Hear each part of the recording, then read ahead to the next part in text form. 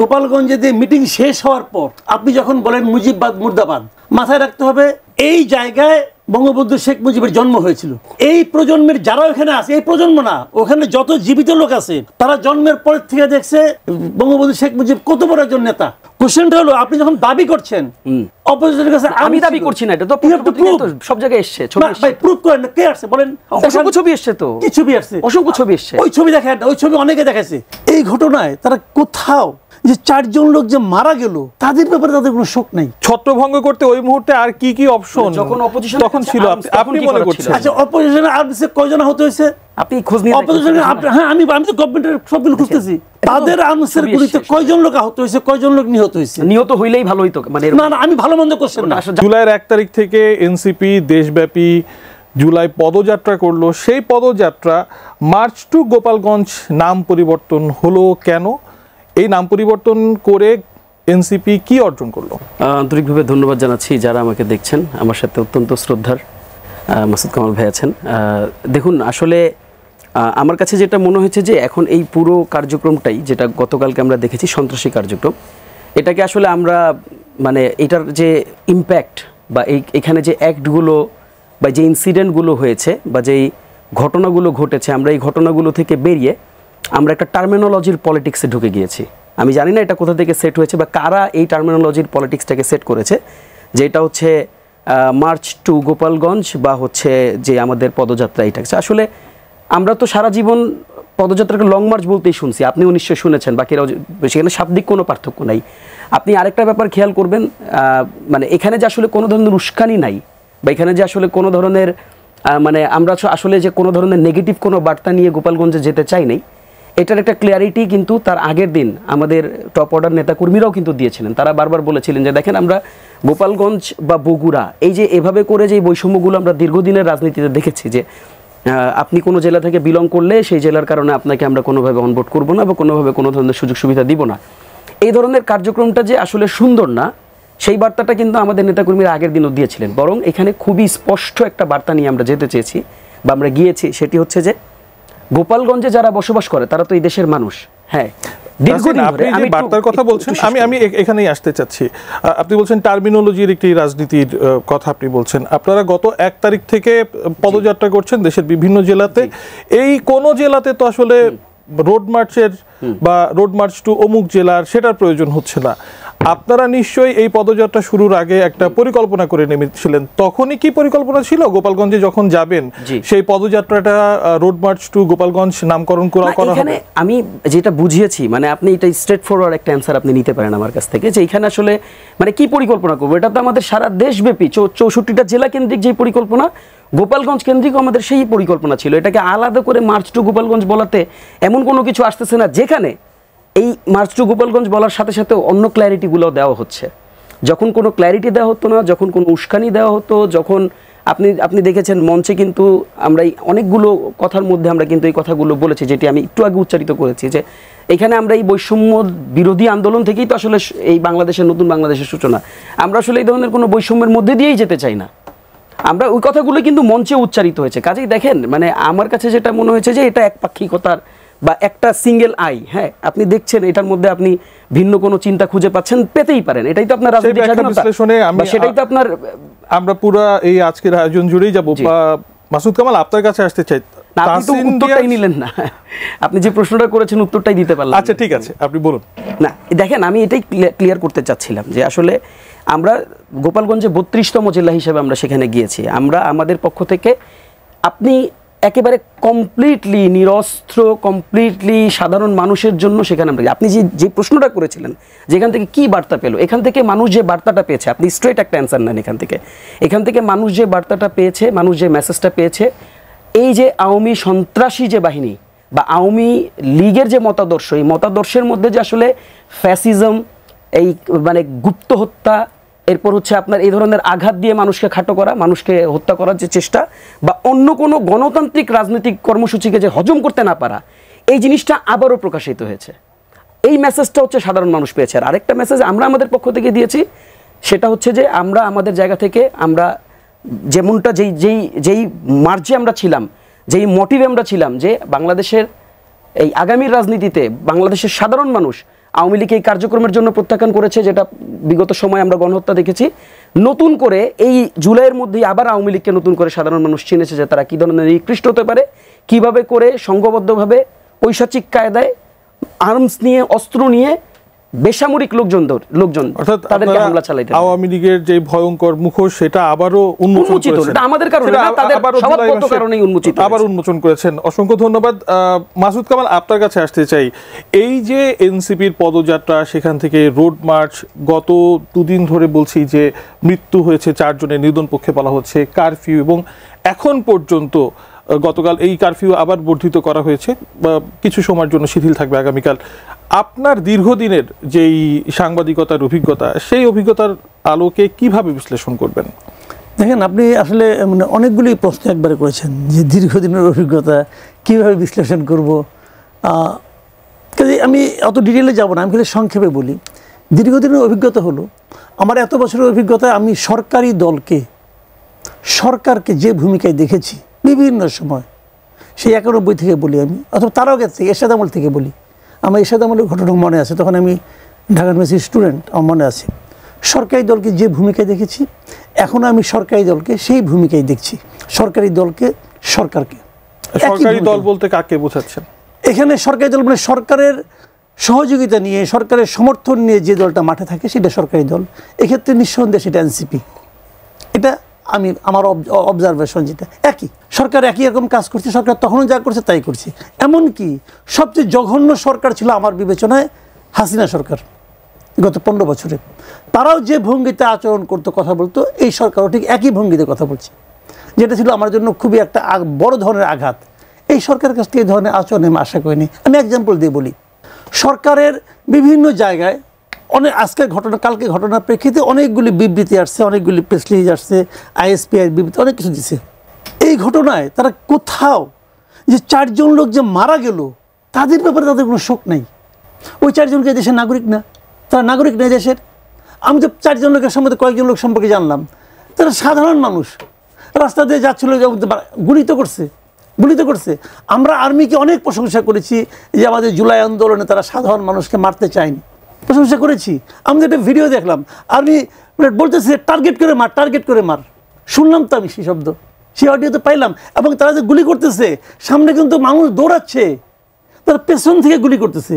আমরা কি আর্মিকে পেছন থেকে গুলি করার জন্য রাখছি? ওনাদের বেতন তো আমরা দিই রে ভাই। এই ঘটনাকে কেন্দ্র করে আইএসপিআর এর পক্ষ থেকে অবশ্য একটা বিবৃতি দেওয়া হয়েছে। যে বিবৃতি দেখ রে ভাই, যে বিবৃতি দেখ, গুলি করছে এটা অস্বীকার করছে, গুলি তো করছে রে ভাই। এবং তারা তো ওই যে লাঠি সোটা সামনাসামনি আসতো, বুঝতাম, তাইলে বুঝতে পারতাম।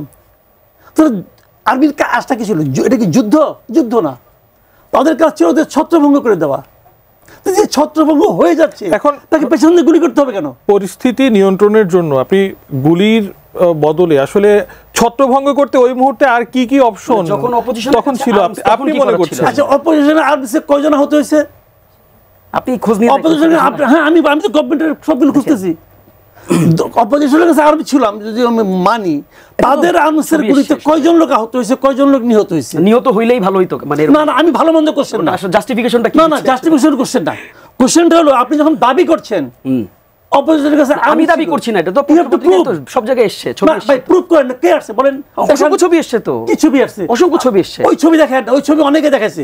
আমি দেখলাম যে আওয়ামী লীগের পক্ষে কি সজীব ওয়াজেদ কি একটা ছবি দেখাইছে, যে টাইনে নিয়ে যাচ্ছে, পুরানো ছবি। এইগুলি ভাই, ওগুলি বাদ দেন। না, এখানে আমার কোশ্চেনটা হলো কি, আপনি বলেন না রে ভাই, 4 জন লোক যে মারা গেছে, এরা কি নিজেদের গুলিতে মারা গেছে? এরা কি এনসিবি গুলিতে মারা গেছে? এরা কি পুলিশের গুলিতে মারা গেছে, নাকি আর্মি গুলিতে মারা গেছে? ভাই বোঝা তো যাচ্ছে। ওই সমস্ত আলাপ করলে আপনার ভাই, আমরা এগুলি বুঝি। কোশ্চেনটা হলো যে আপনারা বলতে পারতেন সবচেয়ে ক্ষতিগ্রস্ত কে হয়েছে এই ঘটনায়? ওই সাধারণ মানুষগুলো। আজকে কারফিউ হচ্ছে, ওখানে আপনি বাড়িতে করতেছেন, মানে তল্লাশি করতেছেন, কয়দিন পরে দেখবেন যে ওই এলাকা পুরুষবিহীন হয়ে। এইগুলি নিউজের হেডলাইন লিখতে ভাই, যখন নিউজ উঠেছিলাম তখনও লিখতাম, যখন রিপোর্টার ছিলাম তখন সরেজমিনে যাইতাম, একই দৃশ্য। বিএনপি আওয়ামী লীগ আমলে দেখছি বিএনপির লোকেরা জঙ্গলে যেয়ে থাকে, চরে যেয়ে থাকতো, একই দৃশ্য আজকে রিপিট হচ্ছে, নো চেঞ্জ। এটাই হচ্ছে এই দেশে। তো আমার কোশ্চেনটা দেখেন, আজকে আমি দেখলাম হাসান আব্দুল্লাহ বলতেছে যে শেখ মুজিবের মাটিতে দাঁড়িয়ে মুজিববাদ মুর্দাবাদ বলে এসেছি, এটা কি সাকসেস? মুজিববাদ কোথায় রে ভাই? মুজিববাদ বলতে কোনো বাদ আছে, এটাই কোথায় দেখেন না আপনি কাগজে কলমে? মাসুদ কামাল, আপনি একেবারে দুধে একজন সাংবাদিক, আমি এই প্রসঙ্গে একটু পরে আসতে যাচ্ছিলাম, কিন্তু এই যে আপনি হাসনাত আব্দুল্লাহর যে বক্তব্য বলছেন, এই ধরনের কথাবার্তা তো অনেকদিন ধরেই হচ্ছে। আমার প্রশ্নটা হলো যে রাজনৈতিক বক্তব্য কি পলিটিক্যালি কারেক্ট হতে হবে? তার কি আমি তা বলছি না। আপনি গোপালগঞ্জের মিটিং, আমি মিটিংয়ে ভিডিও দেখেছি, একদম লাইভ দেখেছি। গোপালগঞ্জে যে মিটিং শেষ হওয়ার পর আপনি যখন বলেন মুজিববাদ মুর্দাবাদ, মাথায় রাখতে হবে এই জায়গায় বঙ্গবন্ধু শেখ মুজিবের জন্ম হয়েছিল। এই প্রজন্মের যারা ওখানে আছে, এই প্রজন্ম না, ওখানে যত জীবিত লোক আছে তারা জন্মের পর থেকে দেখছে বঙ্গবন্ধু শেখ মুজিব কত বড় একজন নেতা, দেখছে তো। আপনি যখন তার বিরুদ্ধে এভাবে স্লোগান দিচ্ছেন, এটা দিয়ে আপনি কী রাজনৈতিক অর্জনটা আপনার হচ্ছে? আমি যদি বলি দ্যাট ওয়াজ অ্যান ইনভাইটেশন, যে তোমাকে আমি খুঁচাচ্ছি, তুমি আমাকে মারো। আসলে কিভাবে পরিস্থিতি এতটা বিপজ্জনক হয়ে গেল সেই বিশ্লেষণও আমরা করবো। তাহসিন রিয়াজ, আপনার কাছে আসতে চাই। মাসুদ কামাল বলছিলেন তার বক্তব্যে এনসিপি সরকারি দল, এবং এটা অবশ্য প্রায়শই আমরা শুনি, অনেকেই এই কথা প্রত্যক্ষ পরোক্ষভাবে বলেন। একই সাথে 4 জনের যে মৃত্যু ঘটলো কালকের এই ঘটনাকে কেন্দ্র করে, এ বিষয়ে আপনার অভিমত কি? দেখুন, আমি মাসুদ কামাল ভাই তার মতন করে বিশ্লেষণ করেছেন। দেখেন, এখানে খুব আমি যেটা বললাম যে শব্দ তো আসলে ভাইরা তো লম্বা সময় ধরে সাংবাদিকতার সাথে যুক্ত ছিলেন, তাদের যে শব্দের যে ইনক্লুশন সেটা ডিফারেন্ট হয় সব সময়। যেমন দেখেন, যে 4 জন মানুষ মারা গেছে, তার পরিবারের ব্যাপারে নিঃসন্দেহাতীতভাবেই আমার অনুশোচনা আছে, যেহেতু আমি পৈশাচিক কোনো সংগঠন থেকে বিলং করি না। তারা যেভাবে করে বিলং করে, তারা লাশের উপর নৃত্য করতে পারে, আমরা সেটাকে সহ্য করতে পারি না। এটা তাদের সাথে আমাদের পার্থক্য। কিন্তু দেখেন, তাদেরকে খুব সহজেই সাধারণ মানুষ বানিয়ে দেওয়া হয়েছে ভাই, কিন্তু একটাবারও তাদেরকে সাধারণ মানুষ বলেই কিন্তু ট্রিট করেছেন। এখন আমি যদি এই প্রশ্নটা রাখি যে হাউ ডু ইউ নো যে তারা সাধারণ মানুষ ছিল, এই এক্সপ্লেনেশন তার কাছে থাকবে না। তিনি এটা কমপ্লিটলি অ্যাজাম্পশন, আমি ওই ফিল্ডে ছিলাম, আমি পুরো পরিস্থিতিটা আমি খুব কাছ থেকে দেখেছি, এবং আমি অ্যাজ এ লিভিং উইটনেস, আপনারা সেখানে মিডিয়ায় ছিলেন, আপনারা মিডিয়ার ইয়াগুলো দেখান, আপনারা দেখলে তো আপনি চাইলে এখন ভাইকে এখানে লাইভে রেখে আপনি মিডিয়া কন্টেন্টগুলো দেখাতে পারেন। ভাই, আমি একটু ক্লিয়ার করি, আমি আপনাকে একটু বলার সুযোগ দেন। প্রশ্নটা আমি আপনার প্রশ্ন নিব, আমি জাস্ট ক্লিয়ার করি। দ্বিতীয়ত দেখেন, আরেকটা ব্যাপার আমি একটু বলি, পরিস্থিতিটা কি পরিমাণ বাজে ছিল আপনি একটু বুঝবেন। সেটা হচ্ছে, প্রথমে যখন সমাবেশটা যখন শুরু হয়েছে, প্রথম দফায় কিন্তু একবার বড় রকম হামলা হয়েছে, এবং আমি লিভিং উইটনেস, একেবারেই দেশি বিদেশি অস্ত্রসহ মারাত্মকভাবে স্টেজের দিকে তারা ছুটে এসেছে, স্টেজ একেবারে গুড়িয়ে দিয়েছে, ভাঙচুর করেছে, করে তারপর তারা মুভ করে চলে গেছে। এবং যখন আমাদের গাড়ি বহরটা মুভ করছিল সমাবেশ শেষে যখন মুভ করছিল, তারা ঠিক যেভাবে করে হামলা করেছে, ওভাবে করে যদি আইনশৃঙ্খলা রক্ষা, আমি কোনো আইনশৃঙ্খলা রক্ষাকারী বাহিনীকে আমি ডিফেন্ড করতে চাই না, তাদের জবাবদিহিতার জায়গায় তারা জবাবদিহিতা করবে। আজকে আপনি দেখেছেন যে সেনাবাহিনীর পক্ষ থেকে বিবৃতি এসছে, তারা কি বলেছে। সেই সময়টাতে যদি তাদেরকে ঠেকানো না যেত, তাহলে তারা যেই দেশীয় অস্ত্র নিয়ে হামলাটা করেছিল, সেখানে মারাত্মক লেভেলে দুর্ঘটনা ঘটে যেত। এবং আমি আপনাকে বলি যে ভাই, সিচুয়েশনটা তো বুঝেন নাই। সেখানে আবার তিনি বলেছেন পেছন থেকে গুলি করা হচ্ছে।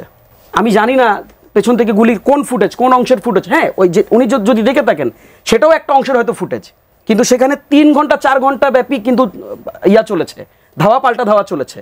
তাহলে পেছন থেকে গুলি কিভাবে হয়, ধাওয়া পাল্টা দেওয়া কিভাবে, গুলির মুখে থেকে ধাওয়া পাল্টা দেওয়া হয়, এটার আসলে ব্যাখ্যা আমি জানি না। আমি আসলে এভাবে করে এত বিশ্লেষণে আমি যেতে চাইনি, বাট আমি যে সিচুয়েশনটা বোঝানোর জন্য বলি। লাস্ট আলাপটা আমি একটু বলি, সেখানে মসজিদ থেকে মাইকিং করা হয়েছে। আপনি এই মাইকিংয়ের সাউন্ডগুলো অ্যাভেলেবেল আপনি পাবেন। মসজিদ থেকে মাইকিং করা হয়েছে, মাইকিং করে সাধারণ মানুষকে উস্কে দেওয়া হচ্ছে। ভাই, গোপালগঞ্জেও তো ভালো মানুষ থাকে নাকি? সব নির্দিষ্ট দলের লোক, সেখানে কি সাধারণ মানুষ নাই? আছে তো। কিন্তু দেখেন, সাধারণ মানুষ কিন্তু রেসপন্স করে নাই তাদেরকে, আনফর্চুনেটলি। বাট এই সন্ত্রাসীদের গ্রুপ তো আসলে তারা খুব প্ল্যান্ড ছিল। এবং মসজিদ থেকে একেবারে ঘোষণা দিয়ে, একবার দুইবার না, একাধিকবার ঘোষণা দিয়ে ডাকা হয়েছে যে আপনারা যার কাছে যা আছে আপনারা তাই নিয়ে আসেন, আমরা তাদেরকে শেষ করে দিব, টাইপ একটা আলাপ দেওয়া হয়েছে। এখন দেখেন, আপনি এটাকে রাজনৈতিক বিশ্লেষণে না ফেলে আপনি এটাকে সন্ত্রাসী কার্যক্রমের বিশ্লেষণে কেন ফেলতেছেন না? আমার প্রশ্নটা হচ্ছে ঠিক এই জায়গাটাতে। এটা তো ক্লিয়ার। আপনি দেখেন নাই, রাজনৈতিক সংঘর্ষ দেখেন নাই কেমন হয়? রাজনৈতিক সংঘর্ষেরও তো একটা, মানে যদিও এটা ব্যাড কালচার, আমরা এটাকে প্রমোট করতে চাই না। যেটা হইতে পারে, কি হইতে পারে সর্বোচ্চ, আপনি ধরেন ধাক্কাধাক্কি আমরা দেখেছি, মানে নানা রকম জটিলতা অভ্যন্তর হয়, কিন্তু আপনি যখন একেবারে ডিরেক্ট অ্যাটেম্প টু মার্ডার নিবেন, তখন আসলে আমি জানি না যে তখন আসলে মাসুদ কামাল ভাই যদি থাকতেন, মাসুদ কামাল ভাইয়ের সামনে যদি একটা পুলিশ সদস্য থাকতো, মাসুদ কামাল ভাই কি বলতেন তাকে আমি জানি না। কিন্তু আপনারা গতকালকে যখন এই সমাবেশস্থলে যান, তার আগে পুলিশের গাড়িতে হামলা হয়েছে, ইউনোর গাড়িতে হামলা হয়েছে, আপনারা কি জানতেন না যে এখানে পরিস্থিতি কতটা গভীর, বা আপনাদের নিজেদের পর্যবেক্ষণ কি ছিল? দেখুন, আমি এখানে আরেকটা ব্যাপার আপনাকে বলি। গতকালকে আপনারা নিশ্চয়ই আমাদের আহ্বায়কের প্রেস ব্রিফিংটা কভার করেছেন। তিনি কিন্তু এখানে স্পষ্ট বলেছেন যে আমরা যেহেতু এখানে একটা ঘটনা ঘটেছে, স্বাভাবিকভাবেই এটা আমরা না, শুধু বাংলাদেশের সকল পলিটিক্যাল পার্টি যখন কোনো প্রোগ্রাম করে তারা পুলিশ থেকে একটা ক্লিয়ারেন্স নেয়, এটা আপনি খুব ভালো করে জানেন। কাজেই আমরা স্বাভাবিকভাবেই আমরা পুলিশ থেকে একটা ক্লিয়ারেন্স নিয়েছি, আমরা সেখানে গ্রিন সিগন্যাল পেয়েছি, সেখান থেকে পেয়েই কিন্তু আমাদের ওখানে গাড়ি বহর গিয়েছে এবং সমাবেশ করেছে, এবং সেখানে যথেষ্ট মানে আপনার যতগুলো প্যারামিটার এটাকে ক্রস চেক করা দরকার হয়, সব জায়গা থেকে আমরা আমাদের মতন করে ক্রস চেক করেছি। কিন্তু যেটা আমি আপনাকে বারবার বুঝাতে চেয়েছি, দেখেন সন্ত্রাসী কার্যক্রমের কিন্তু কোনো প্ল্যান থাকে না। এটা আপনি মানে এটা একটা খুবই ডিফারেন্ট ওয়েতে এটা তারা এক্সিকিউট করেছে, এবং মানে সেটা তো আমরা আমাদের পক্ষ থেকে আমরা বলেছি যে এটা তো যদি তারা সাকসেসফুলি এক্সিকিউট করতে পারতো, যেটা হতো যে তাদের যে সন্ত্রাসী কার্যক্রম এটা আরও সারা বাংলাদেশব্যাপী তখন তারা ছড়িয়ে দিতে পারতো। কাজেই আমাদের বক্তব্যটা খুব স্পষ্ট, আমাদের বক্তব্যটা খুব মানে টু দ্য পয়েন্ট। সেটা হচ্ছে যে এখানে এই যে যেভাবে করে জেনারেলাইজ করা হয় সবগুলো ঘটনাটাকে, এইভাবে করে জেনারেলাইজ যদি আপনারা করতে থাকেন, এটা আমার কাছে যেটা মনে হয় যে এটা আরেক পক্ষকে মানে অবিচার করা হয়। আপনি দেখেন, আপনি এখন পর্যন্ত মাসুদ কামাল ভাইয়ের কাছ থেকে কিন্তু একটা শব্দ আসে নাই যেটা সন্ত্রাসী কার্যক্রম, বা একটা শব্দ আসে নাই যে একটা, এটা তো একটা গণতান্ত্রিক কালচার, আপনি তো গণতান্ত্রিক কালচার থামিয়ে দিতে চাচ্ছেন, একটা বারও কিন্তু মাসুদ কামাল ভাই এটা বলেন নাই। ভাইয়ের কাছেই যেতে চাই, আমি এটা প্রত্যাশা করি যে উনার মতন মানুষ এটা বলবেন এবং স্বাচ্ছন্দ্যে বলবেন। মাসুদ ভাই, তাহসিন রিয়াজ বলছেন যে যতটা সরলীকরণ করে দেখা হচ্ছে এতটা সরলীকরণ করে দেখার সুযোগ নেই। আমি একটু যোগ করি, গোপালগঞ্জের হামলা শুধু হাসনাত সার্জিসের উপর নয়, 18 কোটি মানুষের উপরে হামলা বলে মন্তব্য করেছেন জামায়াতের শীর্ষ নেতারা। এই মন্তব্যকে আপনি কিভাবে দেখছেন, আর আপনি কি অতি সরলীকরণ করছেন কিনা? সন্ত্রাসী কার্যক্রম বলতে আপনি বাদছে কোথায় আপনার? দেখেন, বাচ্চা কথা মানে আমি অস্বীকার করছি না এটা সন্ত্রাসী কর্মকাণ্ড, কে বললো করি নাই, শক্তভাবে বলা। আমি সবসময় বলি, আমি কালকেও বলছি যে গোপালগঞ্জকে বাংলাদেশের বাইরের কোনো জায়গা, তাহলে আমার সমাবেশ করতে যেতে তো সমস্যা নাই, কোনো সমস্যা তো নাই। আমি তো বলি নাই সমস্যা করি ভাই, বলেন। হ্যাঁ, আমি তো সমস্যা নাই, আমি তো বলি নাই। আপনি যদি কক্সবাজারে যান বিনোদন করতে, আপনি যে প্রিপারেশন নিয়ে যাবেন, আপনি যদি বান্দরবানে যান সেম প্রিপারেশন নিয়ে যাবেন। কথাটা খেয়াল করেন, বান্দরবানও পার্ট অফ বাংলাদেশ, খাগড়াছড়িও পার্ট অফ বাংলাদেশ, এবং কক্সবাজার পার্ট অফ বাংলাদেশ। আমার কথা হলো আপনি প্রিপারেশনটা সেম থাকবে কিনা। আপনি সব জায়গায় যাওয়ার সাংবিধানিক অধিকার আছে, নৈতিক অধিকার আছে, আইনগত অস্ত্র নিয়ে যেতে হতো তাহলে। আমি শেষ করি না, আমি বলি শেষ করি, আপনি সেটা তো আমরা পারবো না। আপনি আগে শুনেন কথাটা, তারপরে বলেন প্লিজ। কাজেই সব জায়গায় আপনি একটা লক্ষ্য করেন, ঢাকা শহরে আপনারা না কে যাই না, যে কেউ, আমি আপনাদের কথা বলছি না, যে কেউ ঢাকা শহরে জাতীয় পার্টির সেন্ট্রাল অফিসে আগুন দিয়ে দিল না, কিছু হয়েছে? হয় নাই। এই জাতীয় পার্টির রংপুরে একটা মোটর সাইকেল পড়ছে, তাহলে পুরোটা মোটর সাইকেল। ঢাকায় যেরকম কিছুই হয় নাই, রংপুরে কি তা হয়েছে? হয় নাই। ওখানে ঝামেলা হয়েছে। কেন ঝামেলা হয়েছে? আগুনই তো, জাতীয় পার্টিরই তো আগুন, জাতীয় পার্টির বিরুদ্ধেই তো আগুন। তো মনে হলো না কেন ভাই? ঢাকা এবং রংপুর জাতীয় পার্টির জন্য ভিন্ন জায়গা। এই বাস্তবতা তো অস্বীকার করতে কোনো অসুবিধা নেই রে ভাই। তো ওই একই রকম একটা ভিন্ন জায়গা, বুঝতে হবে আপনাকে। ওই জায়গায় বঙ্গবন্ধুর জন্ম হয়েছে। আওয়ামী লীগের মতো পার্টি, এত বড় পার্টি একটা, আওয়ামী লীগ কিন্তু বড় পার্টি, মাথায় রাখতে হবে। যেবার আওয়ামী লীগ সবচেয়ে কম ভোট পায়, সেইবার আওয়ামী লীগ 2.5 কোটি ভোট পায়। আপনি অফিসিয়ালি একটা নির্বাহী আদেশে একটা কালো আইনের দ্বারা একটা পার্টিকে আপনি বলে দেন তোমার কর্মকরণ নিষিদ্ধ, আর সঙ্গে সঙ্গে আওয়ামী লীগের সমস্ত নেতাকর্মী কর্পূরের মতো সব আকাশে উড়ে গেল। বিষয়টা এরকম হয় না। সে লোকগুলি এই দেশে থাকে, তাদের মতো করেই থাকে, মনোবেদনা নিয়ে থাকে। তো আপনি তাদের জন্মস্থানে আপনি যাচ্ছেন, যে আপনি বলতেছেন মুজিববাদ মুর্দাবাদ, আর আপনি আশা করতেছেন ওই লোকগুলি আপনাকে ফুলের মালা দিয়ে বরণ করবে, এটা বাস্তবসম্মত চিন্তা নয়। আপনি বারবার বলছেন যে নিশ্চয়ই কক্সবাজারে যাওয়ার প্রস্তুতি আর বান্দরবানে যাওয়ার প্রস্তুতি এক না।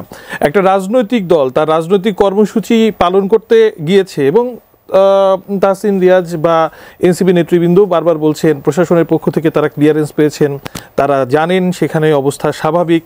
একটা রাজনৈতিক দল রাজনৈতিক কর্মসূচি পালন করার ক্ষেত্রে আসলে কি ধরনের প্রস্তুতি নিয়ে গেলে তাদের জন্য ভালো হতো? প্রশাসন তাকে সমস্ত নিরাপত্তা দিবে, সেই নিরাপত্তা দিতে প্রশাসন ব্যর্থ হয়েছে। কেন ব্যর্থ হয়েছে? এটা দায় সম্পূর্ণ প্রশাসনের। আরেকটা জিনিস মাথায় রাখতে হবে, দেখেন আওয়ামী লীগের কার্যক্রম নিষিদ্ধ, কিন্তু আওয়ামী লীগের যারা বিভিন্ন জায়গায় আছে, এই দেখলাম আমি কি খোকন একটা আমেরিকায় বসে আছে, ওখানে বসে নিয়ে ফেসবুকে অথবা বিভিন্ন সোশ্যাল মিডিয়ায় সে মানুষকে উত্তেজিত করতেছে। এখানে যখন ছিল লুটপাট করছে, করে এখন আমেরিকা গেছে, যে নিয়ে এখন সেখান থেকে বিরাট বিপ্লবী সাজছে, করতেছে না?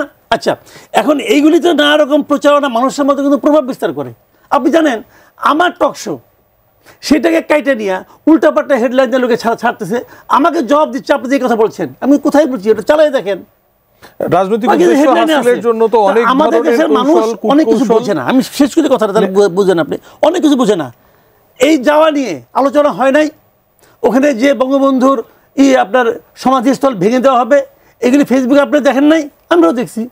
তো ওইগুলি দেখে হয়তো ওখানকার লোকাল পিপুল যারা অর্ধশিক্ষিত অথবা যারা নাকি অতিরিক্ত মুজিব প্রেমী, মুজিবকে ভালোবাসা তো অন্যায় না, এটা তো আইনগত কোনো বাধা নাই। তাহসিন, আপনার কাছে আসতে চাই। মাসুদ কামাল ভাই বিরতির আগে বলছিলেন গোপালগঞ্জে যে ঘটনা ঘটেছে পুরোপুরি প্রশাসনের ব্যর্থতা। আপনার কাছে জানতে চাই, উত্তেজনা প্রশমনে প্রশাসনের উদ্যোগে আপনি কোনো ঘাটতি দেখেন কিনা? সার্বিক পরিস্থিতিতে আইন শৃঙ্খলা রক্ষাকারী বাহিনী যে ধরনের পদক্ষেপ নিয়েছে তাতে কি এনসিপি সন্তুষ্ট? দেখেন, এখানে দুইটা ব্যাপার আছে। একটা হচ্ছে আপনার প্রোগ্রামের আগে যে ইনফরমেশনগুলো আমাদের এন্ডে দেওয়া হচ্ছিল, আমি যেটা বলেছি এটা কিন্তু এক্সট্রা কোনো প্রিভিলেজ না, মানে পয়েন্ট টু বি নোটেড আর কি, দেওয়া হচ্ছিল। সেই ধরনের তথ্য আমরা পাচ্ছিলাম আমাদের পক্ষ থেকে, ওই ক্লিয়ারেন্সটা নিয়ে আমরা সেখানে গিয়েছি। পরবর্তী সময়ে যে ঘটনাটা ইমিডিয়েটলি ঘটেছে, সেই ঘটনায় তো ডেফিনেটলি আমাদের কাছে মনে হচ্ছে যে আজকে স্বরাষ্ট্র উপদেষ্টাও কিন্তু বলেছেন যে সেখানে তাদেরও আসলে মানে তাদের এন্ডেও যে ধরনের তথ্য ছিল, তারা জানতো যে এখানে হয়তো মাইনর লেভেলের কোনো একটা হইতে পারে, বাট এত সিভিয়ার কিছু হবে সেটা তারাও প্রত্যাশা করে নাই। দুইটা দিক আছে। আমরা গতকালকে প্রেস ব্রিফিংয়ে আমাদের অফিসিয়ালি আমরা এটা জানিয়েছি যে আমরা তাদের ভূমিকা নিয়ে আমাদের আরও তদন্ত আমরা দাবি করেছি। তারা কেন এখানে নিরাপত্তা দিতে ব্যর্থ হয়েছে এটা আমার জন্য না, কিন্তু আমি বারবার বলছি এটা সিগনিফাইড কোনো দলের জন্য না। এখানে যদি বিএনপি যেত, এখানে যদি জামাত যেত, তাদের বিরুদ্ধেও যদি এই ধরনের কোনো পৈশাচিক কোনো সন্ত্রাসী হামলা হতো, আমাদের ভয়েসটা সেম থাকতো। এটা এনসিপি বলে বলছি না, কারণ সকল রাজনৈতিক পক্ষের দলের যে কোনো জায়গায় বাংলাদেশে প্রোগ্রাম করার অধিকার আছে। তারা যদি সিস্টেমেটিক্যালি প্রোগ্রাম করতে চায়, ইটস দেয়ার রাইট, তাদেরকে এই সুযোগটা দিতে হবে। আর আরেকটা ব্যাপার আমি বলি, পরবর্তী সময়ে আসলে দেখেন প্রশাসন যেভাবে করে পুরো পরিস্থিতিটাকে মোকাবেলা করেছে, আপনি যদি আমাকে ইন্টারাপ্ট না করেন আমি একটু ছোটো করে বলি, সেখানে মানে আমি স্বচক্ষে সেখানে আমি সন্ত্রাসী বাহিনীদেরকে দেখেছি গুলি ছুটছিল, এবং আমি ওইখানকার লিভিং উইটনেস, আমি সেখানে ছিলাম। আমি বারবার বলেছি যে একটা পর্যায়ে এসে তারা ডিসি অফিসের গেট ভাঙা, ডিসি অফিসের ওয়াল ভাঙা থেকে শুরু করে সেখানে ডিসি অফিসের ভিতরে তারা যাদেরকে পাইতো তাদেরকে হয়তো দেখেন, মানে একটা জিনিস খুব ক্লিয়ারলি বুঝতে হবে, এই যে পাওয়ার এক্সারসাইজটা আপনি দেখছেন, এটা কোনো আওয়ামী লীগের অর্জন না। সন্ত্রাসী কার্যক্রম করে কিন্তু পাওয়ার এক্সারসাইজ হয় না। আপনি নিশ্চয়ই জুলাই আগস্ট বিপ্লব দেখেছেন, সেখানে কারো হাতে অস্ত্র ছিল না, সেখানে শুধুমাত্র ইট পাথর আর লাঠি দিয়ে কিন্তু আমরা গুলির বিপক্ষে আমরা দাঁড়িয়েছি। আমরা খুব সাদাসিধাভাবে, খুব সাধারণভাবেই আমরা সাধারণ মানুষের কাছে গিয়েছি। এখন কেউ যদি আপনার বিপরীতে অস্ত্র তাক করে, কেউ যদি আপনার বিপরীতে দেশীয় অস্ত্র নিয়ে আপনাকে আঘাত করতে যায়, ভাই খালি হাতে আপনি তো আসলে তাকে মোকাবেলা করতে পারবেন না।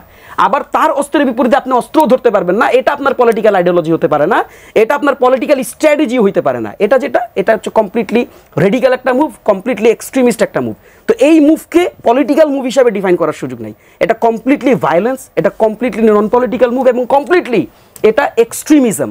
এবং দেখেন, আপনি দেখেন, আমি একটু বলি, এই পুরো এক্সট্রিমিজমকে আমি এর আগে আমি বলছিলাম আপনাকে যে যেভাবে করে মসজিদে মাইকিং করে আমি যদি আপনাকে একটু সরল সোজা প্রশ্ন জিজ্ঞেস করি, গোপালগঞ্জের লোক কত?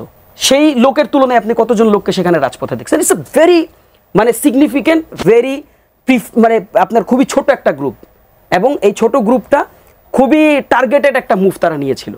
সেখানে ব্যর্থতা আছে। আসলে আলোচনাটা একই জায়গায় ঘুরপাক খাচ্ছে, আমি একটু এগোতে চাই, তবে তার আগে ছোট করে আপনার কাছে একটা প্রশ্ন আমার মনে উদয় হলো। তাই গোপালগঞ্জে যে ধরনের পরিস্থিতিতে গতকাল এনসিপি পড়েছে, আপনারা কি আশঙ্কা করছেন ভবিষ্যতে এমন পরিস্থিতি আবারও সৃষ্টি হতে পারে কিনা? না, এটা হতে পারে না। গোপালগঞ্জে সৃষ্টি হতে পারে কিনা, গোপালগঞ্জে বা অন্য জায়গায়, গোপালগঞ্জেও তো আবারও রোড মার্চের ঘোষণা দিয়ে রেখেছেন বা যাবেন। আমি একটা ব্যাপার বলি, অ্যাজ গোপালগঞ্জ বাংলাদেশের একটা জেলা, অ্যাজ গোপালগঞ্জকে বাংলাদেশের মানচিত্র ওন করে, অ্যাজ গোপালগঞ্জের মানুষকে আমরা কখনোই মানে অন্য জেলার মানুষদের থেকে ভিন্ন চোখে দেখি না।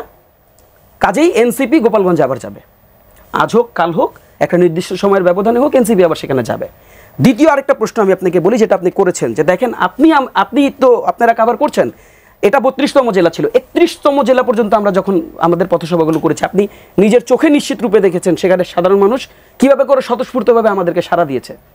আমরা ইভেনচুয়ালি আজকে ফরিদপুরে গেছি, যেটা আওয়ামী লীগের সেকেন্ডারি ঘাঁটি হিসাবে পরিচিত, আওয়াজ দেয়ার, এবং আমরা দেখেছি, আমরা যখন রাস্তা দিয়ে হেঁটে আসছিলাম সাধারণ মানুষের বহর কেমন ছিল। আপনি রাজবাড়ি কিন্তু ইটসেলফ আপনার আওয়ামী লীগের একটা ঘাঁটি হিসাবে পরিচিত, এবং এই সবগুলো জেলাতেই আপনি একটু দেখবেন, আজকে আপনারা দেখাবেন নিশ্চয়ই, সেখানে কত মানুষ এসে আমাদেরকে সাড়া দিয়েছে। কাজেই দেখেন আমরা যেটা ফিল করি সেটা হচ্ছে গোপালগঞ্জের বড় সংখ্যক মানুষকে ভয়ভীতি দেখিয়ে তাদেরকে মানে একটা জায়গায় হচ্ছে, অর্থাৎ গোপালগঞ্জের কেসটা একেবারে এক্সেপশনাল একটা কেস। এটা একটা আপনি দেখেন, আমি একটা প্রশ্ন রেখে আমি জাস্ট শেষ করি। যেমন দেখেন, আজকে আমরা এই আলোচনায় অনেক ধরনের আলাপ করছি, আমরা প্রশাসনকে এককভাবে দায় দিয়ে দিচ্ছি। আপনি এভাবে করে কেন দেখছেন না যে এই সন্ত্রাসী কার্যক্রম হবে না কেন? আমি যদি আপনাকে প্রশ্ন করি, যারা ভারত যেতে পারে নাই তারা কোথায় গেছে, আপনি আমাকে এক লাইনে উত্তর দেন। আপনার কাছে এই তথ্য আছে, তারা সবাই গোপালগঞ্জে গেছে। কাজেই এরা তো আর বসে নাই, এদের কাছে অস্ত্র ছিল। আচ্ছা, 5 আগস্টের আগে আপনি দেখেন না কিভাবে করে গুলি ছুড়েছে তারা? সব অস্ত্র তো আর উদ্ধার হয়নি, এবং যাদের কাছে অস্ত্র ছিল তারা তো ডেফিনেটলি ঢাকা লিভ করে গোপালগঞ্জে গেছে। কাজেই সেখানে অস্ত্র থাকাটাও এই আপনার যদি লজিক্যালি ডট কানেক্ট করে আপনি যদি চিন্তা করেন, মানে আপনার শুধু ধারণা করার দরকার নাই, লজিক্যালি চিন্তা করলে সার্বিকভাবে প্রশাসন বড় রকমের একটা ব্যর্থতার দেখেন না। আমি এভাবে করে বলতে চাই না প্রশাসনের ইনফরমেশনে ব্যর্থতা ছিল, বাট প্রশাসন যেভাবে করে রেস্কিউ করেছে, এটা কি আসলে আমাদের কাছে মনে হচ্ছে যে দেখেন, আমরা তো মানে একটা জিনিস আমরা মানে চোখে দেখেছি, আমরা তো উঠে বসে ধূপ করে তার মানে জায়গাটাকে অস্বীকার করতে পারি না। সে জায়গাটা আমরা অস্বীকার করছি না। তারা যথেষ্ট মানে সহযোগিতা করেই, স্পেশালি আপনি আর্মি বলি বা অন্যান্য যতগুলো প্রশাসনিক কর্মকর্তারা তাকে সেখানে ছিলেন, তারা যথেষ্ট সহযোগী ছিলেন, এবং তারা খুবই প্রফেশনাল এটাকে হ্যান্ডেল করে তারা আমাদেরকে সেখান থেকে রেস্কিউ করেছেন। অসংখ্য ধন্যবাদ মাসুদ কামাল। আপনার কাছে এই প্রসঙ্গেই যেতে চাই, এনসিপি বলছে গোপালগঞ্জ একেবারে এক্সেপশনাল কেস, এমন পরিস্থিতি তারা মনে করেন না যে পরবর্তীতে আরও সম্মুখীন হবেন। কিন্তু এই যে সংঘাত যে সৃষ্টি হচ্ছে বা গত কিছুদিন ধরে এক ধরনের অস্থিরতা, এই সংঘাতকে ছড়িয়ে পড়ার কোনো আশঙ্কা আপনার কাছে আছে কিনা? বিশেষ করে অন্যান্য জেলাতে অনুরূপ কর্মসূচিতে একই ধরনের কনফ্রন্টেশন হওয়ার শঙ্কা কি থাকছে কোথাও? আমি তেমন একটা দেখি না। শুনুন, আমি একটা কথা বলি, আমি তো হাসিন অনেক কিছু বলছি, তো বললে অনেক কিছু বলা যায়, আমি অতগুলি না, মানে একটা জায়গায় একটা পয়েন্টে আলোচনা করতে চাই। যে লোকগুলি মারা গেছে তাদেরকে আমি মানে বলেছি যে আমি একজনের উদাহরণ দিয়েছি, কারণ তারা আমি পত্রিকায় পড়েছি বলে উদাহরণ দিয়েছি। আমি তো ওখানে ছিলাম না, কিন্তু আমি পত্রিকায় যতটুকু পড়েছি মিডিয়া সেরে উদাহরণ দিয়েছি, এবং তো এটা মানে ভালো পত্রিকাতে ওনার মা বলতেছেন কীভাবে যে মারা গেছে তার। তো তাহসিন একটা কথা বললো যে এরা যে সাধারণ মানুষ, এটা আমি কীভাবে শিওরেছি। আমি ওর কথা যুক্তি রেখে মেনে নিলাম, এরা কেউ সাধারণ মানুষ না, সব আওয়ামী লীগ করে। আমি ধরে নিলাম ওর কথা হাইপোথেটিক্যালি, এরা সবাই আওয়ামী লীগ করে। মারতে পারেন এইভাবে। আওয়ামী লীগ করলে কি হত্যাযোগ্য? তারা আওয়ামী লীগ করতো, হত্যাযোগ্য। ধরলাম ছাত্রলীগ করে, যে সংগঠন করা নিষিদ্ধ, যে সংগঠন সরকার আইন করেছে তুমি এটা একটা নিষিদ্ধ সংগঠন, সেই নিষিদ্ধ সংগঠনই সে করে। মারতে পারেন গুলিগিরা। আপনি আমাকে সিম্পল এই কথাটা বলেন, তাতে হত্যার বৈধতা তৈরি হয় না। আমি একজন নাগরিক হিসাবে অনিরাপদ বোধ করছি, আমি সেই জায়গাটা বলেছি। দেখেন যে যুক্তিগুলি এখন দেওয়া হচ্ছে সবই আমি কী অবস্থায় ছিলাম, কীভাবে আমি বেরিয়ে আসলাম, এই সবগুলি যুক্তি। আপনি দেখেন ওই অগাস্টে, ওই জুলাইয়ে যে সমস্ত পুলিশ অফিসাররা থানার থেকে বেঁচে আসছে, তারা এই কথাগুলি বলতেছে, কিন্তু তারা তো হত্যাকারী ছিল। রাখেন আমি বলি শেষ করি ভাই, মানে সে হয়তো গুলিও করে নাই, ভিকটিম সে হয়তো গুলিও করে নাই, কিলার সে হয়তো, আমি বলি আপনাকে, সে হয়তো গুলিও করে নাই, তার সঙ্গে চাকরি করতে অন্য একজন গুলি করছে। তো সে তাকে জিজ্ঞেস করেন তার এক্সপিরিয়েন্সের কথা। তো এইগুলো হলো ব্যক্তিগত এক্সপিরিয়েন্স। আমাদের কিন্তু সব কিছুই দেখতে হবে রাষ্ট্রীয় পর্যায়ে। এই জিনিসগুলো কিন্তু একজন ব্যক্তির উপলব্ধির ব্যাপার না।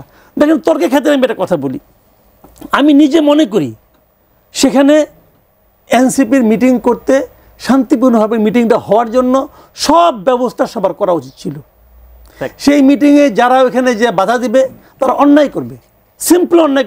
কে বাধা দিবে, কেন দিবে, আমি এটা জানতে চাই না। আমি সে অন্যায় করছে একটা, তার সে অন্যায় শাস্তি হওয়া উচিত।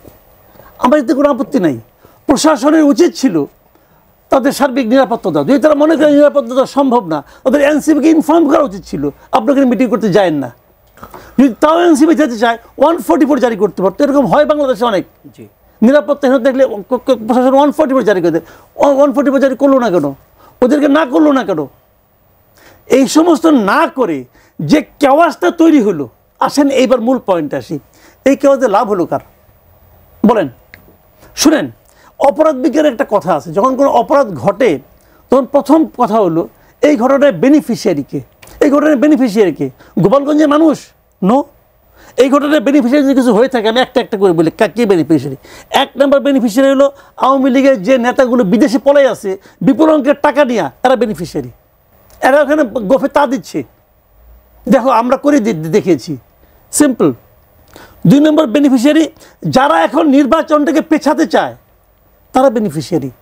পাটগ্রামে ঘটনার পর জামাতের আমির বলেছিল পাটগ্রামে যে ঘটনা ঘটেছে এরপরে কিসের নির্বাচন বলেছে, এখন বলবে গোপালগঞ্জে যে ঘটনা ঘটছে এখন কিসের নির্বাচন। যারা নির্বাচন পেছাতে চায় তারা বেনিফিশিয়ারি।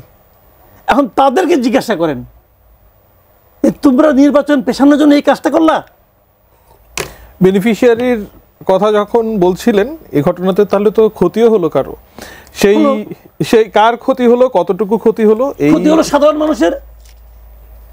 আওয়ামী লীগের ক্ষতি হয় না, কিন্তু আওয়ামী লীগ যারা বিদেশে আছে যাই দেখে না, তাদের মধ্যে ঈদের আনন্দ, যে কাম করে ফেলাইছি, ওদেরকে ভাগাই দিয়েছি, কি বীরত্ব তাদের। তারা কিন্তু এলাকায় নাই, তাদের কোনো ক্ষতিও হয় নাই, তারা বিরাট আনন্দিত, দেখাই দিছি।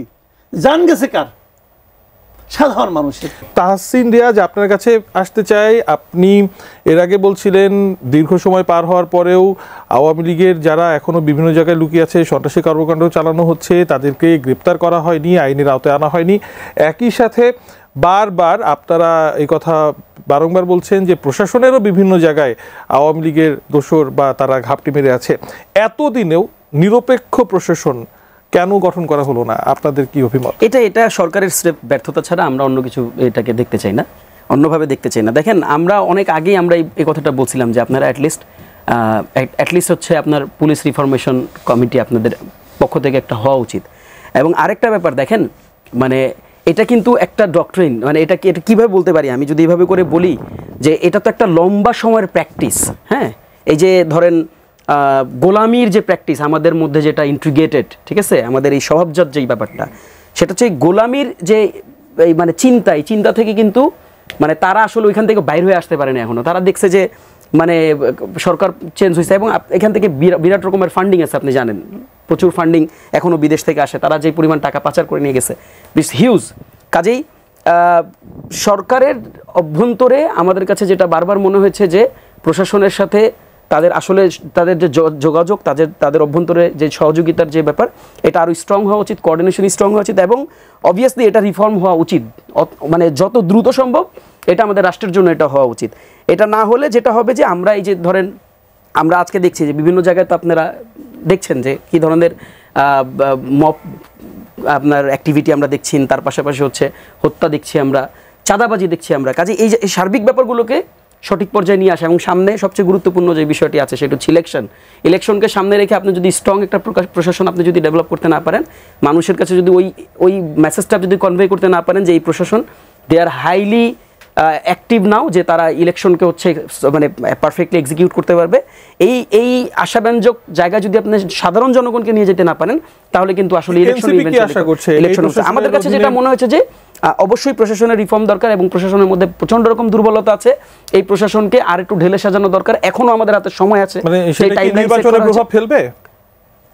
মানে এটা তো এখনো বলার সুযোগ হয়নি। আমি যেটা বলছিলাম যে এখনো সময় আছে, মানে উদ্যোগ নিলে সেটা এখনো এই সময়ের ব্যবধানে সেটা করা সম্ভব। তবে এটা করতে হবে, এটা আমাদের সুন্দর একটা গণতান্ত্রিক পরিবেশ নিশ্চিত করার জন্য আমাদেরকে করতে হবে।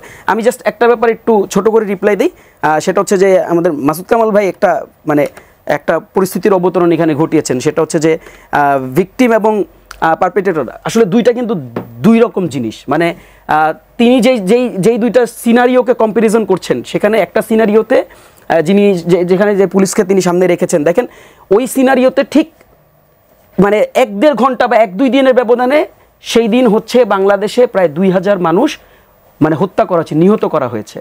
এবং আপনি কিন্তু ডিফারেন্সিয়েট করতে পারছেন না কে হত্যা করেছে।